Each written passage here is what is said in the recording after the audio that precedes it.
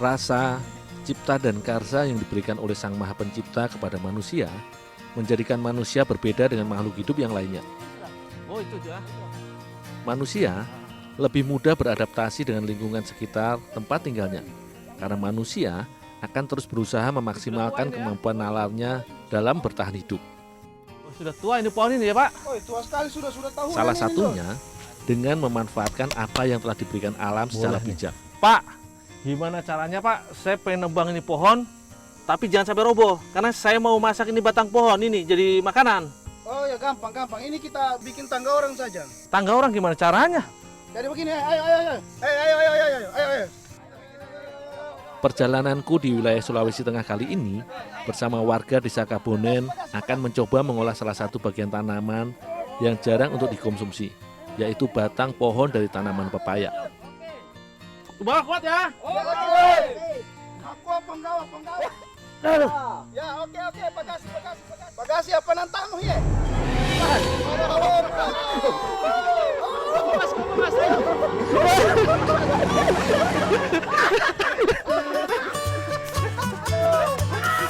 Ayo lagi, maaf ya. Lagi ya.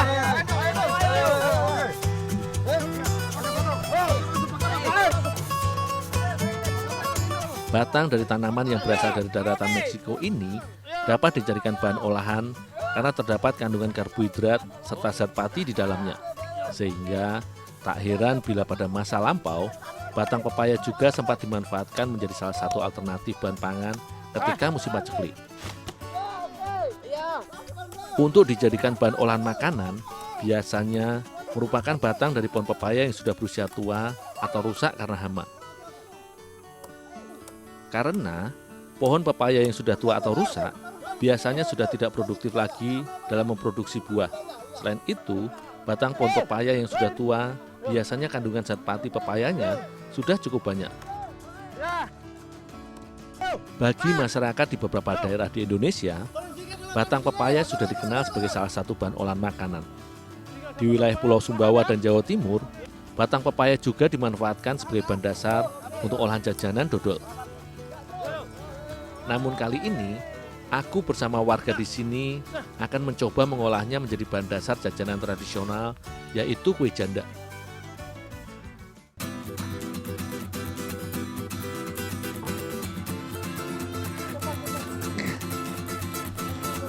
Pepaya atau yang memiliki nama ilmiah Carica papaya ini sebenarnya hampir mirip dengan tumbuhan kelapa, di mana seluruh bagian mulai dari buah, daun, bunga, akar, serta batang pada tumbuhan iklim tropis ini dapat diolah serta dimanfaatkan karena dikenal memiliki nilai medis.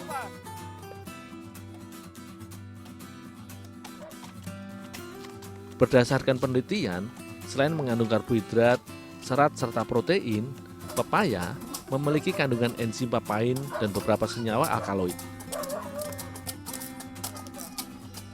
Beberapa enzim serta senyawa kimia ini bermanfaat untuk kesehatan, di mana berfungsi sebagai antimikroba dan antibiotik. Namun, getah tersebut juga memiliki sifat toksitas serta pestisida alami atau beracun bila dikonsumsi berlebihan.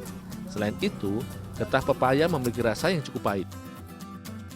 Karenanya, untuk dijadikan bahan makanan, batang pepaya pun harus melalui beberapa tahapan terlebih dahulu agar dapat dikonsumsi.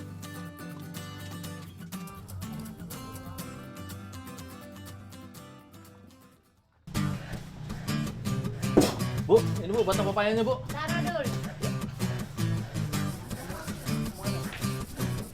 Setelah kortek dari batang pepaya yang sudah tua dipisahkan dari lapisan kulit luar, kemudian diparut dan diberi garam untuk mengurangi rasa pahit saat dikonsumsi nanti.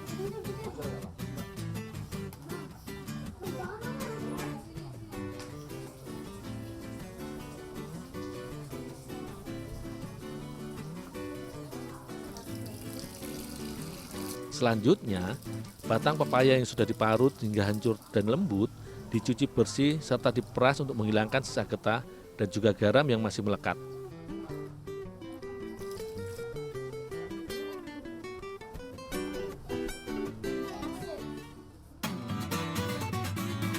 Sebagai bagian yang berfungsi menyokong penuh untuk tumbuh, Batang dari pohon pepaya termasuk dalam jenis tumbuhan yang tidak berkayu dan cenderung licin karena cukup mengandung getah serta air.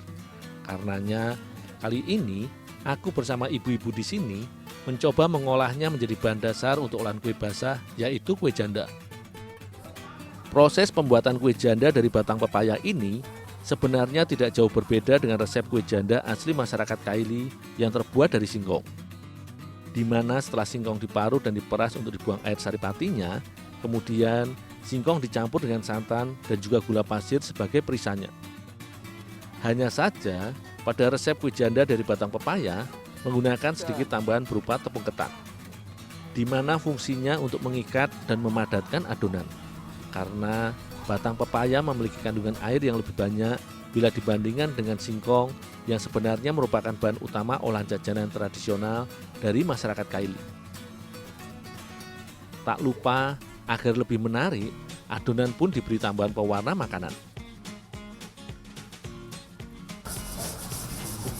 Kue janda atau juga terkadang disebut kue manda atau ongo-ongo oleh masyarakat Kaili ini sebenarnya merupakan kue basah yang hampir mirip dengan kue mata roda atau mata kebo.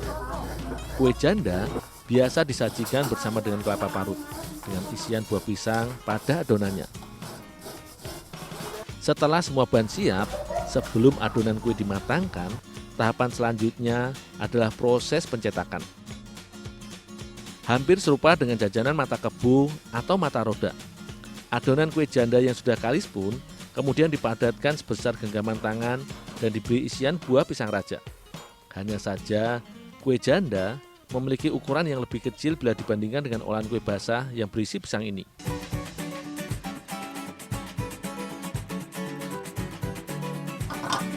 Jajanan basah atau kue basah biasanya merupakan olahan makanan berupa cemilan yang diolah atau dimatangkan dengan cara dikukus.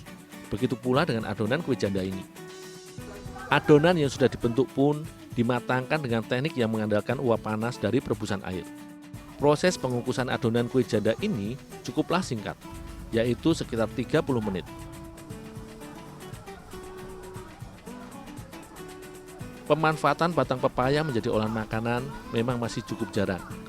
Dengan diolah menjadi jajanan basah seperti ini, setidaknya bisa menjadi pilihan lain untuk memanfaatkan batang pepaya yang sudah tua atau tidak produktif lagi. Sebagai limbah, batang pepaya sebenarnya memiliki kandungan gizi serta nutrisi yang cukup baik bila dikonsumsi oleh tubuh. Selain karbohidrat, serat dan protein, kandungan beberapa enzim seperti papain yang berdasarkan penelitian bersifat anti tumor serta anti kanker. Papaya juga mengandung serat pektin. Serat ini memiliki kemampuan yang cukup hebat, yaitu mampu menghilangkan rasa lapar 1 hari penuh. Sehingga tak heran bila batang pepaya dulu seringkali dimanfaatkan sebagai pengganti nasi ketika musim paceklik.